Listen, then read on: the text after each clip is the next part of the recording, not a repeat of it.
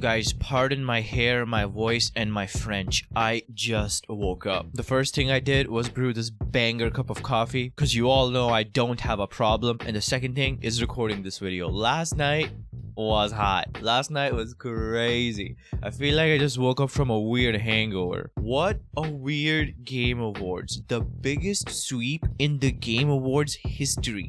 Before last night, the record holder for most awards won was The Last of Us Part 2, which, I mean, fair play to everyone who likes that game. I think it's the biggest piece of dog shit, but whatever. But the Expedition 33, oh, that just blows that out of the water. 9 awards won. Best RPG, Best Score and Music, Best Independent Game, Best Independent Debut Game, Best Game Direction, Best Narrative, Best Art Direction, and one of the voice actors won Best Performance. 9 awards. That is wild. It sparked a big discussion in my chat yesterday. It was like split 50-50. Half of the people were celebrating and really happy about it, while the other half of the people were really pissed. And I think the discourse doesn't come from the fact that Expedition 33 doesn't deserve all these awards. I think it totally does. Here's the problem. I haven't played it, so I can't pass super harsh judgment on it, but I've seen footage of it. I've seen the hype around it, just the way I've seen the hype and footage around Dispatch, right?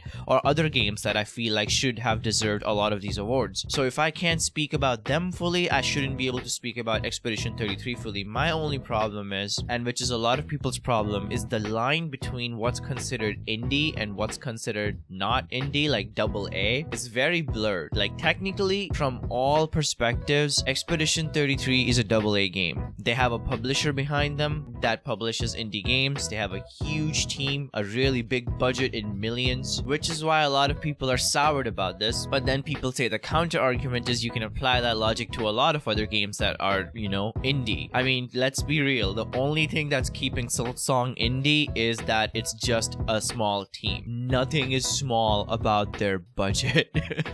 Hollow Knight made millions, and everybody and their grandma knew what Silksong was. They didn't even have to market the goddamn game. It was the most anticipated game for years. So if I can say that Expedition 33 isn't really playing on an even field with a game like Blueprints, neither is Hollow Knight Silksong, neither is Hades 2, neither is Dispatch. I mean, Dispatch has some big names behind it. You're talking Jacksepticeye, Moist Critical, fucking Aaron Paul is in the game, right? In the industry, if there's not a big publisher behind it, like a known publisher like 2K, EA, Ubisoft, Activision, Blizzard, Microsoft, PlayStation Studios, if it's nothing like that, it's just considered indie. That's just how it is. And I feel like the best solution for this going forward is to just define the category more and maybe have a AA category in these game awards. I think that would benefit a lot of video games. Either way, very, very cool to see this game get all the recognition it deserves. I just wish that other games also got the spot, especially in some of the other categories like Best Narrative and Best Art Direction. In fact, correct me if I'm wrong in the comments, but the only category that Expedition 33 was in and didn't win it was Best Sound Design, because that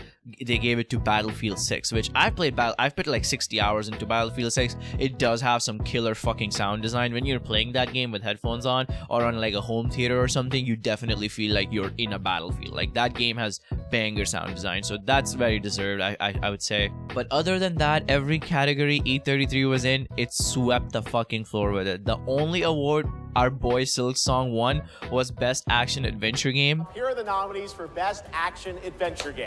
You better give this to Silksong. Ghost of Yote, Hollow Knight Silksong. This is a Silksong sweep, right? This is a Silksong sweep. And the Game Award goes to... Nothing here stands a chance. Hollow Knight Silksong. Okay.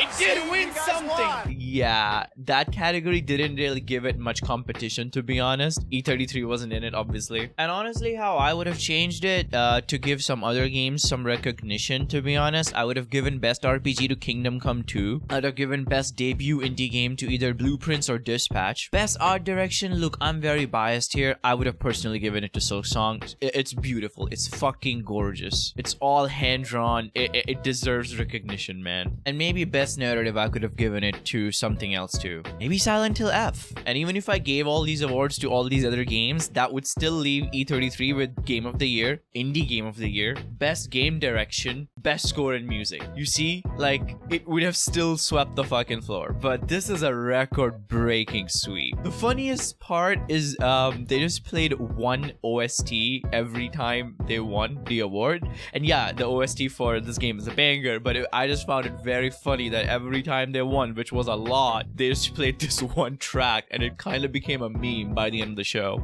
Clair-obscur, Expédition 33.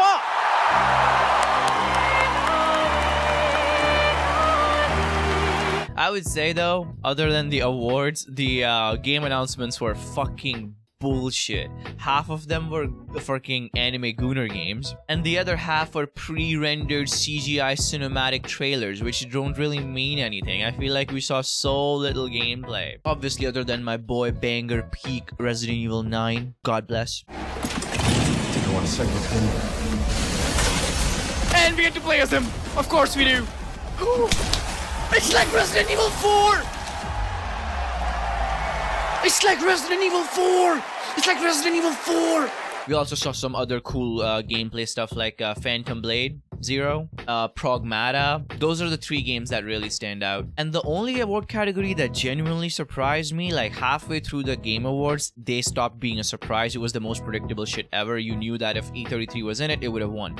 The only other category it was in and it lost in, other than the best score, was the Player's Voice Award or the Player's Choice Award, whatever, where no one in the Game Award committee has any say in it. It's just the players vote. E33 lost, Silk Song lost, and a fucking Gunner game won. A game called Wuthering Waves. That just goes to show you, man, the only thing that can beat E33 is not Silk Song, it's the Gunners. Thank you for watching.